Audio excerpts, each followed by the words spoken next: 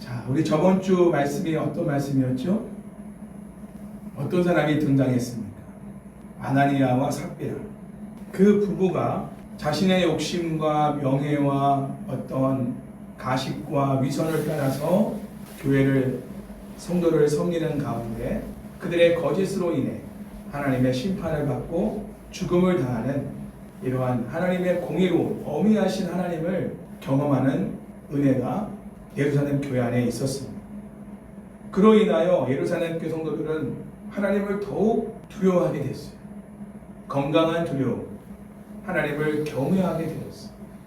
사실 우리도 하나님의 사랑의 하나님으로서만 우리가 경험하게 되면 하나님을 함부로 대하는 경우들이 있어요.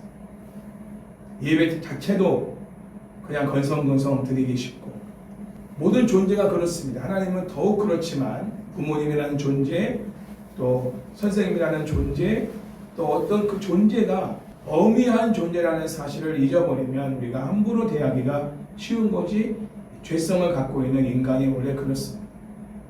대항하고 대적하고 불순종하고 반항하는 것이 우리 안에 있기 때문에 권위자에게 대한 그런 반발심이 누구에게나 있어요. 그러나 성령이 충만하게 다스릴 때 권위자를 존중하고 공경하는 이러한 모습으로 드러나게 됩니다. 교회 안에는 건강한 두려움이, 하나님을 경외하는 마음이 더 크게 생기게 되었고, 믿지 않는 사람들에게는 하나님을 향한, 또 교회를 향한 두려운 마음이 생기게 되었습니다.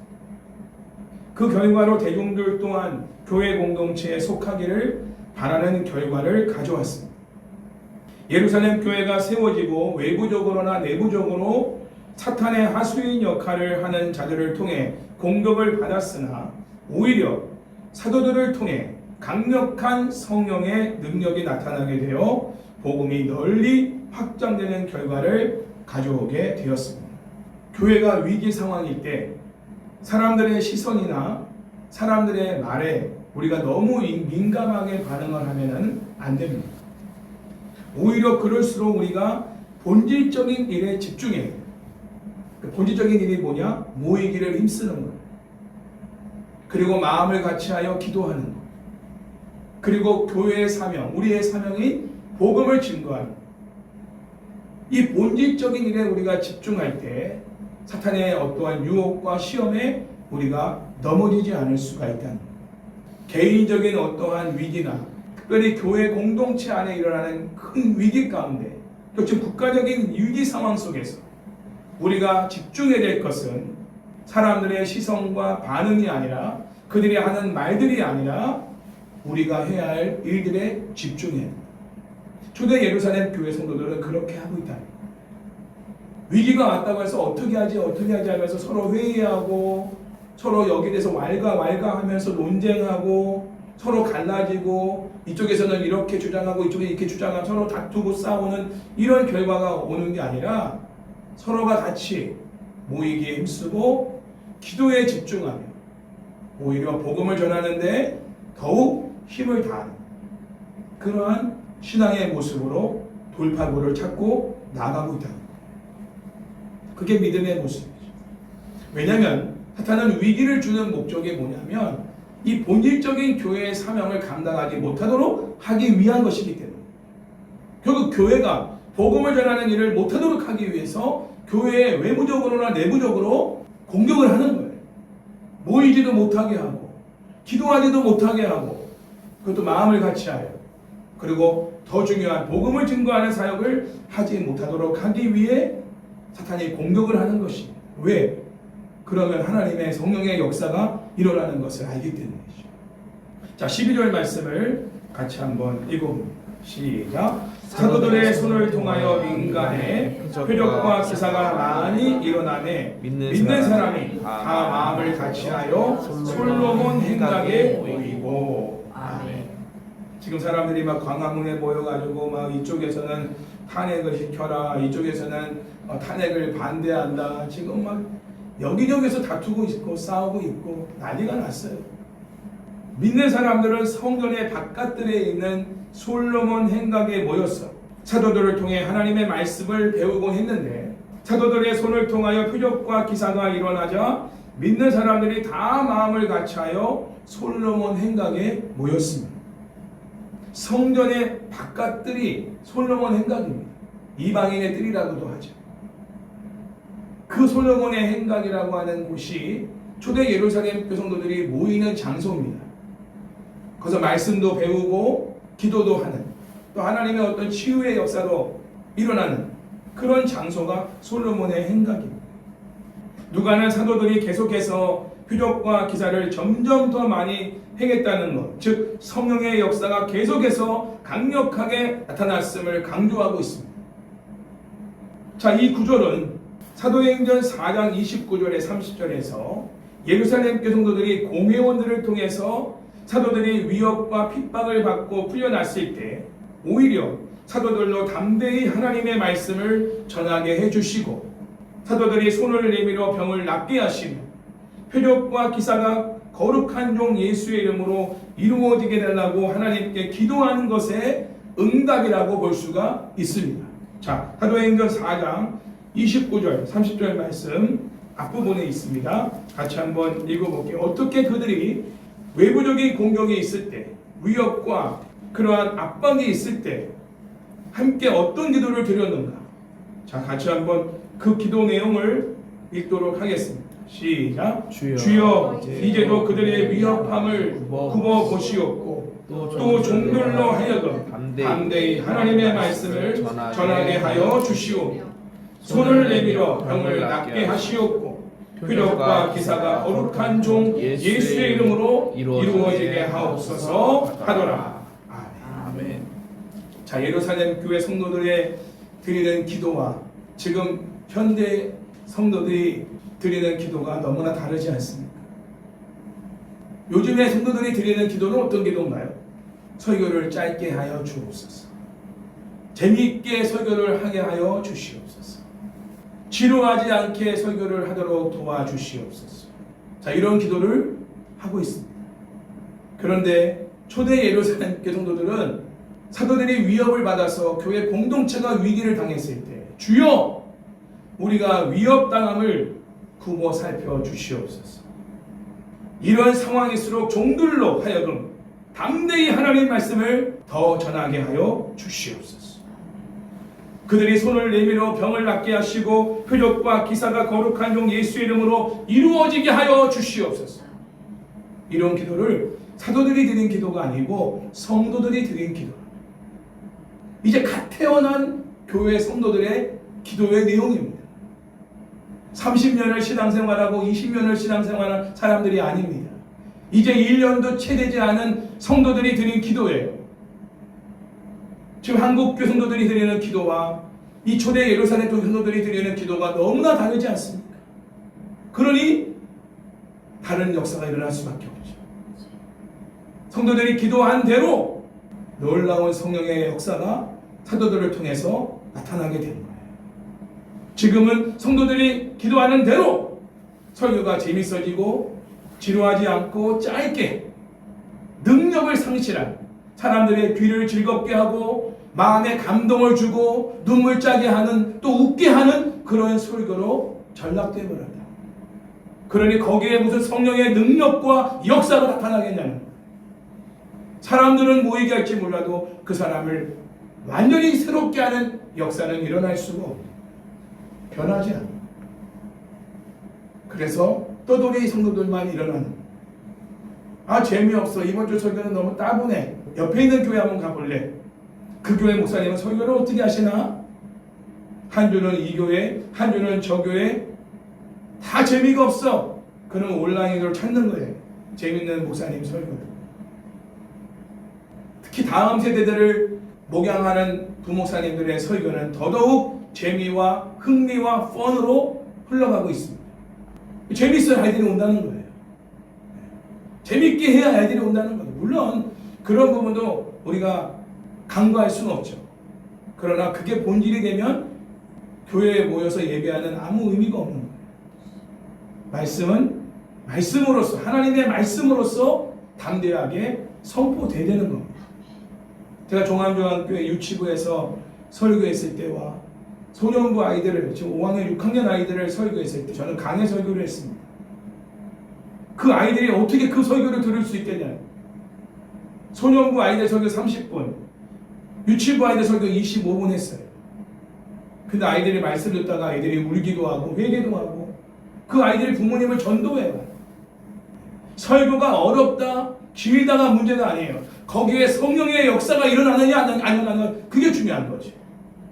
일주일에 3-4번씩 교사들이 모여서 기도하고 또 설교를 통한 아이들이 활동할 것들, 오감을 동원한 적용할 것들을 위해서 선생님들이 일주일에 3-4번씩 유치부시에 모여가지고 기도하고 준비하며 나아갑니다.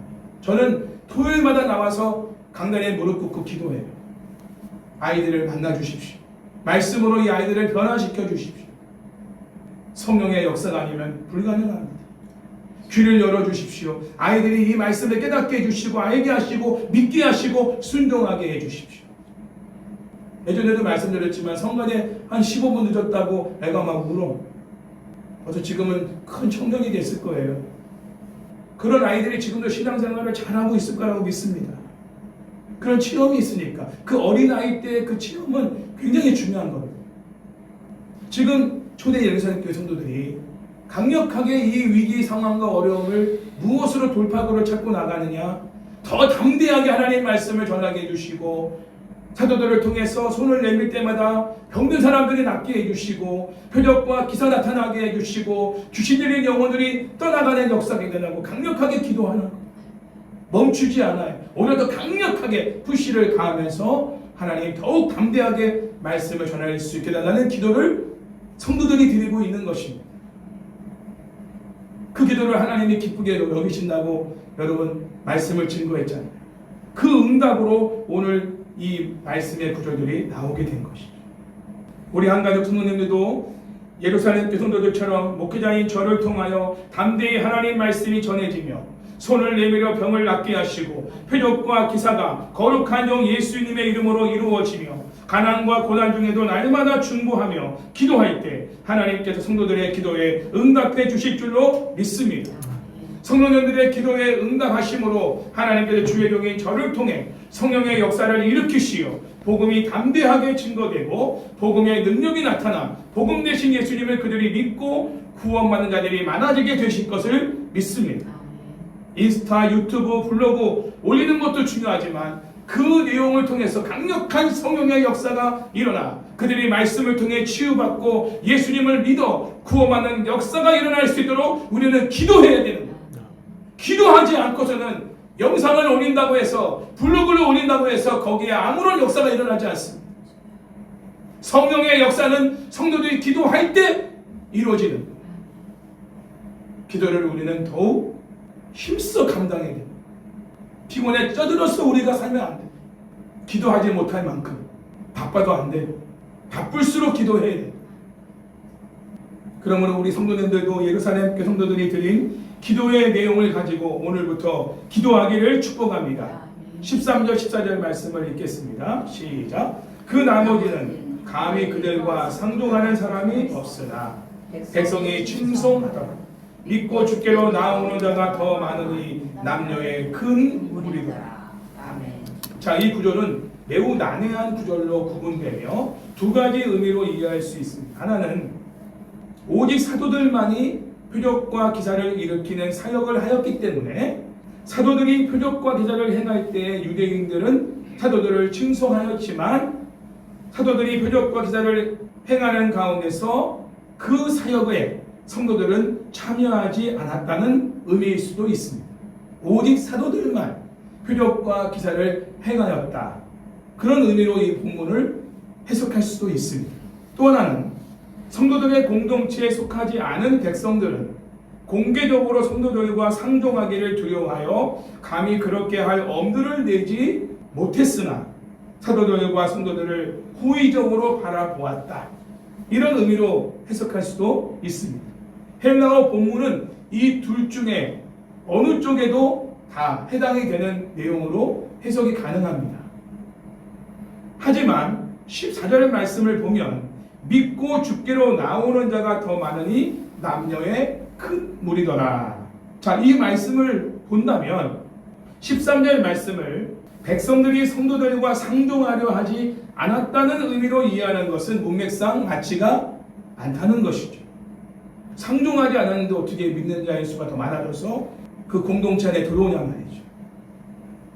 15절, 16절 말씀은 나중에 또 있겠지만 백성들이 베드로에게 고침을 받을 수 있을 것이라는 큰 기대감을 가지고 있었다는 것과 실제로 유대 전역에서 많은 사람들이 병든 사람과 귀신 들린 사람을 데리고 와서 고침을 받았다는 내용도 우리가 살펴봐야 하는 것입니다.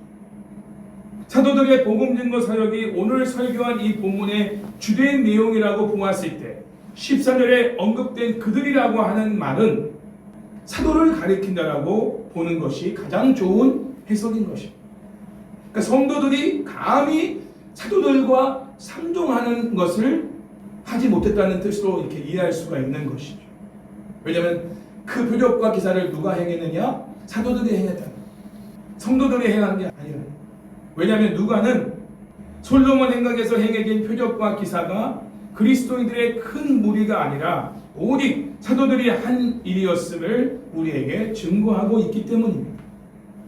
누가는 사도행전 4장 32절부터 5장 16절까지 새롭게 탄생한 예루살렘 교회 공동체의 지도자로서 사도들이 지닌 권위를 특별히 강조하고 있습니다. 원래 교회가 처음 개척될 때는 하나님이 목회자에게 큰 은사와 능력을 주십니다. 목회자를 중심으로 해서 교회가 세워지게 돼요. 사람들을 치료하기도 하고 귀신 들린 사람들을 낫게 해서 그 사람들이 모이게 하죠. 그러나 이제는 교회가 어느 정도 형성이 되고 많은 성도들이 세워지게 되면 사도들에게만 어떤 그런 권위와 능력을 주시는 게 아니라 교회 직분자를 세우죠. 그 은사를 주시고 성도들이 서로가 같이 그 은사를 가지고 서로를 섬기게 하시는 이러한 차원으로 교회가 이제 더 형성되게 합니다. 그러나 초기 상황, 교회가 개척될 그 당시의 상황은 하나님이 집중적으로 주의종에게 능력과 은사를 주시는 거예요. 지금도 그런 상황이죠. 성도들이 같이 그런 어떤 표적과 기사를 일으키는 사역에 동참한 게 아니라 사도들을 중심으로 그러한 사역을 진행하고 있다는 것을 누가는 강조해서 설명하고 있습니다. 사도들을 통해 나타난 표적과 기사는 예수님께서 공생의 기간에 행하신 사역을 연상하게 합니다. 예수님이 말씀하신 대로 하나님 나라는 계속해서 성장하여 유대 전 지역을 향해 퍼져나가고 있었던 것이죠. 예루살렘과 온 유대와 땅끝까지 이르러 나의 증인이 되리라 라고 약속하신 그 말씀이 지금은 예루살렘을 넘어 온 유대 지역까지 사도들을 통해서 제자들을 통해서 성령의 충만한 가운데서 복음이 확산되는 이러한 역사를 하고 계신 거죠. 그러나 하나님 나라가 성장할수록 박해도 점점 심해집니다. 그 내용은 다음 주에 증거하겠습니다. 오늘날에도 복음이 거침없이 증거되는 교회 공동체를 통해 나타나는 표적과 기사를 보고 복음 대신 예수님을 믿고 돌아오는 자들이 많습니다. 저와 성도님들을 통해서도 복음이 담대하게 증거되어 복음의 능력이 나타나 복음 대신 예수님을 믿고 돌아오는 영혼들이 많아지기를 주의 이름으로 축원합니다. 저는 그런 마음으로 이번에 카드를 샀고 카드에다가 복음의 메시지를 기록하고 있어요. 손이 굉장히 많이 아프더라고요.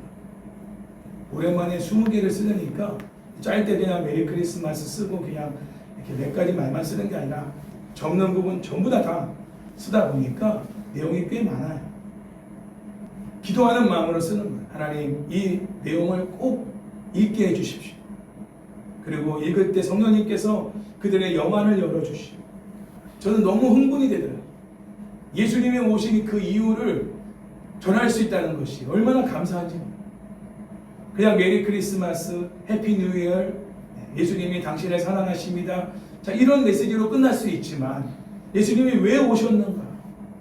성탄절의 진정한 의미가 무엇인가? 성탄의 주인공이신 예수님을 영접하고 그분을 통해서 구원을 얻도록 하는 복음의 초청까지 내용을 20장을 쓰면서 얼마나 마음이 기쁜지 그러면서 기도하는 것. 오늘 이 설교 말씀을 준비하면서 주님 성령의 능력으로 예수님을 믿고 돌아오는 영혼들이 있게 하여 주시옵소서. 물론 믿는 사람들도 있겠죠. 그들도 예수님이 오신 이유를 더 분명히 마음에 새기고 성탄 감사 예배를 25일 날 본 교회 가서 드리고 또 그도 삶 속에서 예수님이 오신 이유를 알고 마음에 새기는 가운데 그 예수님을 전하는 자가 되게 하여 주시옵소서. 그런 마음으로 이제 카드를 쓰게 되는 거죠. 제가 직접 말로 할 수도 있지만 크리스마스 카드를 가지고 전할 수 있다는 것도 하나님이 주신 지혜였던 것이죠. 다 같이 15절 말씀을 읽겠습니다. 시작. 심지어 병든 사람을 메고 거리에 나가 침대와 요 위에 누이고 베드로가 지날 때 혹은 그의 그림자라도 누구에게 덮칠까 바라고. 덮일까 바라고. 사도들이 표적과 기사를 계속 행한 것과 더 많은 사람들이 사도들을 칭송한 결과 더욱더 많은 사람들이 사도들에게서 특히 베드로에게서 육체적 치료를 얻기 위하여 몰려왔습니다. 심지어 사람들은 베드로가 지나가는 길목에 환자들을 눕혀놓고 또 베드로의 그림자가 지나가는 것만으로도 치유가 일어날 것이라는 기대감을 가지고 눕혀놓습니다. 얼마나 간절함과 또 얼마나 큰 기대감을 가지고 이런 행동을 하는지를 우리가 알 수 있습니다. 그런 자들이 하나님의 은혜를 경험하는 거예요. 오늘날에도 마찬가지. 저는 우리 성도들이 그러한 자가 되기를 원합니다. 밖에서 구원받아 와서 그 은혜를 사모하는 마음으로 은혜를 받는 것도 너무 감사한 일이지만 먼저 우리 성도들이 그런 간절함과 그 기대감을 가지고 나와서 하나님을 예배하기를 원해요. 여러분 어떤 기대감을 가지고 오늘 예배에 나오셨어요? 어떤 간절함을 가지고 나오셨습니까? 뭔가 해결받을 어떤 문제, 뭔가 정말 하나님께서 나에게 이 말씀을 주셔서 그 말씀으로 내 생각을 정리해 주시기를 기대하는 마음, 내 마음이 복잡하고 내 생각이 복잡한데 오늘 예배드리는 가운데 성령께서 나의 복잡한 마음과 생각을 정리해 주시고 평안함을 주시기를 기대하는 마음, 무엇인가 여러분 각자의 삶의 문제 속에서 그거를 해결하실 수 있는 분은 하나님밖에 없고 그 하나님의 은혜가 오늘 예배 가운데 임하여 그 문제가 내가 온전히 해결받아 기쁨으로 돌아갈 수 있는 그 기대감과 간절한 마음을 가지고 찬양을 드리고 기도를 드리고 말씀을 듣는 그런 예배자가 되기를 원합니다. 그냥 왔다 가는 게 아니에요. 너무 하나님의 은혜가 우리에게 충만하여 살만하여 문제가 없어서 그 문제가 없는 가운데서 나와서 예배를 드린다면 감사가 충만하여 그 베푸신 은혜에 감사가 충만하여 감사함을 가지고 하나님을 예배할 수 있기를 축복합니다. 몸이 건조한 예배는 더 이상 우리에게는 없어야 돼요. 인격적인 예배는 우리가 친한 친구를 만났을 때 나오는 반응처럼 우리의 표정과 우리의 모든 행동 속에서 드러납니다. 그러나 인격적이지 않은 어떤 교제는 아무런 표정의 변화도 없고 아무런 액션도 없고 그냥 왔다 그냥 가는 그런 상황이 돼요. 찬양을 드려도 기쁜 찬양을 드릴 때는 일어나서 춤을 출 수도 있고 그게 쑥스러우면은 박수도 칠 수 있고 내 몸이 가만히 있을 수가 없는 거예요. 왜? 너무 감사하니까 너무 기쁘니까 그리고 목소리 다해서 내 온몸을 다해서 하나님 앞에 찬양을 드립니다. 왜? 너무 감사하니까. 우리 입당 감사 예배 때 그런 예배를 드리지 않았습니까? 그 예배가 매주 재현돼야 돼요. 한 주간의 삶이 공고했다면 그 공고함 속에서 갈급함 속에서 오늘 그 부분을 하나님이 충만하게 지워주실 것을 기대하면서 그런 마음으로 찬양하고 기도하고 말씀을 받아야 돼요.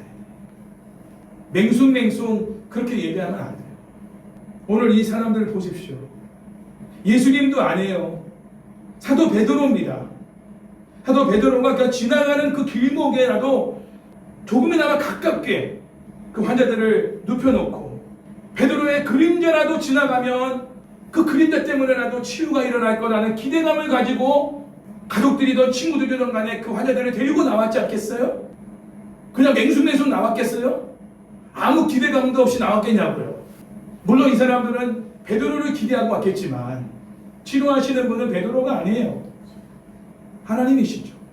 예수 그리스도의 이름으로 치료를 받는 것입니다.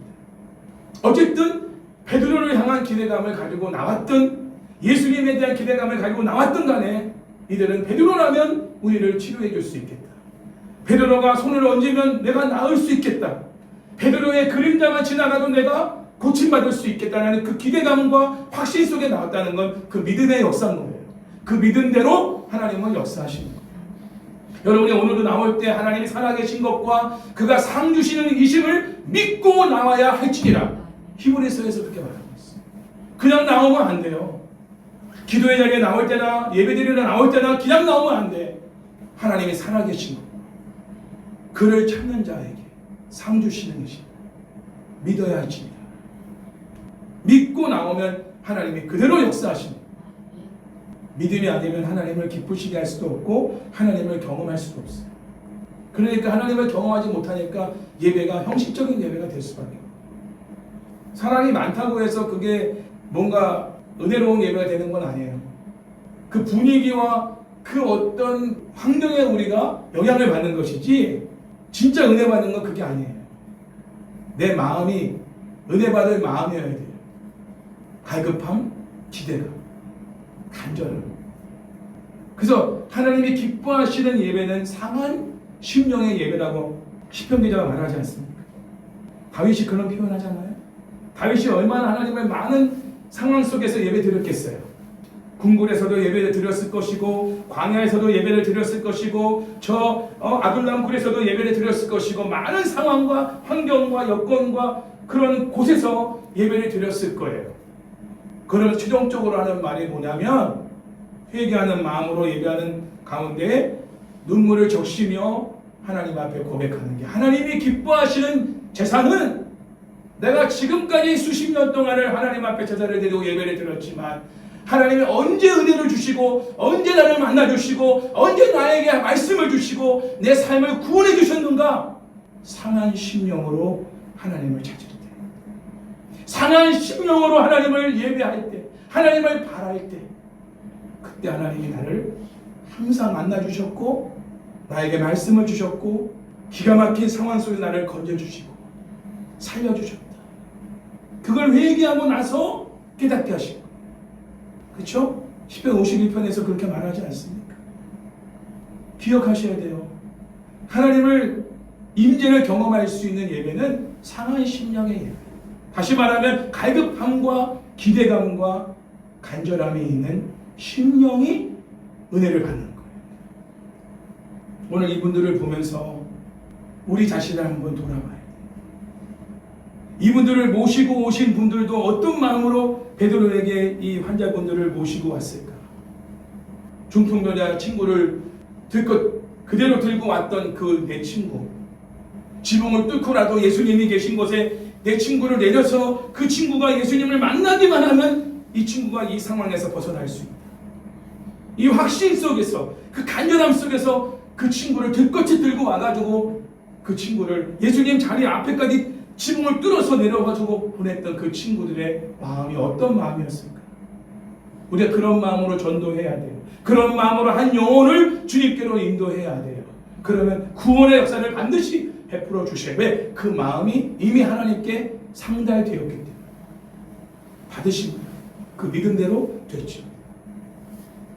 저는 오늘 이 본문의 이 15절 말씀을 보면서 이들을 데리고 온 사람들이나 또 베드로에게 나온 이 사람들이 어떤 마음으로 나갔을까, 어떤 심정으로 이렇게 행동했을까를 좀 깊이 묵상해 보면서 우리 자신의 마음 상태를 좀 돌아보게 됩니다. 우리는 과연 그렇게 주님을 찾고 있는가? 기도는 하지만, 예배는 드리지만, 큐티는 하지만 그런 마음으로 그렇게 하고 있나? 그러니까 아무런 일이 일어나는 게 없는 거예요. 아무런 감동도 없고 아무런 역사도 없는 거야. 그러니까 이게 형식이 되는 거야. 습관이 되는 거고, 형식과 습관은요 언제든지 내가 바쁘고 힘들면 안 할 수 있어요. 그러나 체험은 절대로 놓치지 않습니다. 거기서 하나님을 경험하고 하나님을 만난 사람들은요 거기에 우선순위를 둘 수밖에 없고 거기에 내가 인생을 걸 수밖에 없는 거예요. 다른 거 못해도 내가 이것은 반드시 해야 된다. 다니엘이 그런 체험들을 가지고 하루에 3번의 기도를 지켰던 것입니다. 체험적인 신앙이 좀 중요합니다. 물론 베드로가 그 그림자가 지나감으로 인해서 치료가 일어났을까라는 부분에 대해서는 성경이 말하고 있지 않아요. 확인되지 않아요. 단 15절은 병자들과 그들을 베드로에게 데려온 이들의 바람을 표현했을 뿐이고 기대감을 표현했을 뿐이고 실제 치유가 일어났음을 보도하는 16절에 그 과정은 나오지 않습니다. 만약 그런 방식으로 치유가 일어났다 할지라도 그것은 베드로가 치료한 것이 아니라 하나님이 하신 일이라는 것이죠. 16절 말씀 마지막으로 있습니다. 시작. 예루살렘 부근에 수많은 사람들도 모여 병든 사람과 더러운 귀신에게 괴로움 받는 사람을 데리고 와서 다 나음을 얻으니라. 사도들의 칭송이 예루살렘 부근까지 확대되어 수많은 사람들이 모여들어 병든 사람과 더러운 귀신에게 괴로움을 받는 사람을 사도들에게 데리고 와서 다 나음을 얻게 되었습니다. 사도들은 성령으로 충만하여 하나님을 대변하였고 이방인들과 공모하여 예수님을 죽인 공회를 비롯한 믿지 않은 유대인들의 죄를 꾸짖었습니다. 회개하고 구원을 받으라. 담대하게 복음을 선포했습니다. 여러분, 성령 충만해야 우리가 사람을 두려워하지 않고 하나님을 두려워할 수 있게 됩니다. 성령 충만하지 않으면 거꾸로 돼요. 하나님은 건방지게 대하고 사람은 두려움의 대상으로 대하게 됩니다.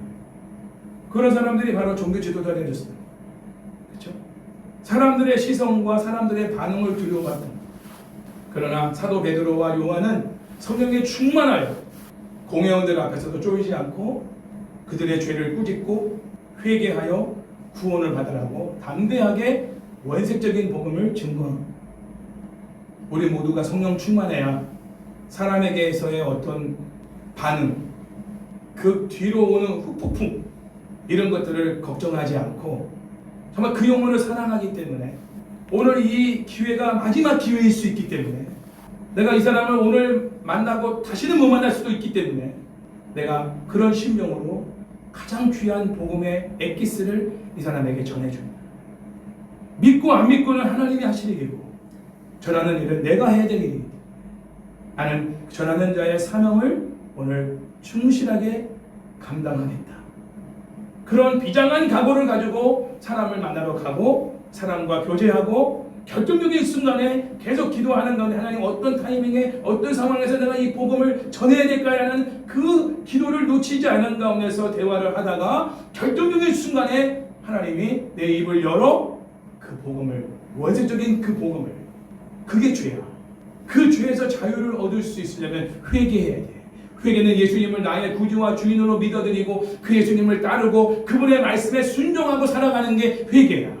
내 인생의 방향을 바꾸는 거야. 내가 주인 되었던 삶에서 예수님을 주인으로 모시고 살아가는 방향으로 바꾸는 것이 회개야. 그 회개가 있어야 너에게 진정한 구원이 있고 구원이 있을 때 하나님이 너의 인생을 책임지시는 삶을 경험하게 될 거야. 그게 내가 너에게 줄 수 있는 최고의 선물이야. 그때 너가 기분 나쁠 수 있지 몰라도 나는 너를 사랑하기 때문에 내가 가장 귀한 예수님을 너에게 전할 수밖에 없어. 너와의 나와의 관계도 예수님이 맺어주신 관계. 예수님이 아니라면 너와 나는 만날 수 없었을 거야. 예수님을 통해 만난 만남이기 때문에 나는 그 예수님을 너에게 전할 수밖에 없어. 네가 예수님을 거절한다면 나도 너와의 관계가 끝날 수밖에 없어. 왜? 너와 나를 만나게 해주신 분이 예수님인데 네가 예수님을 거부한다? 그럼 너도 나를 거부하는 거야. 이런 절대절명의 마음을 가지고 복음을 전해야 그곳에 하나님의 성령의 역사가 일어나게 돼요. 베드로가 어떤 비장한 마음을 가지고 유대인들과 그 지도자들 앞에 복음을 전했을까를 우리가 생각해요. 가장 가까운 동족들, 우리 친구들, 가족들에게 이 복음을 담대히 전할 때 성령의 강력한 역사가 일어나게 되고 동시에 그들이 예수님을 믿어 구원받는 자리에 나오는 결과가 주어지게 된다는 사실입니다. 오늘 이 성경이 그것을 우리에게 증거로 말해주고 있다는 것입니다. 주의종인 저와 성도님들이 사도들처럼 성령으로 충만하여 하나님을 대변하여 복음을 담대히 증거함으로 성령의 강력한 역사를 통해 복음의 능력이 나타나 병든 자들이 치료되고 귀신 들린 자들이 괴로움에서 자유케 되며 그들로 예수님을 구주와 주인으로 믿어 구원함을 받아 우리와 함께 주 안에 한 가족이 되어 하나님을 찬양하고 예배하며 그들도 복음을 증거하는 삶을 살아가기를 주의 이름으로 축원합니다.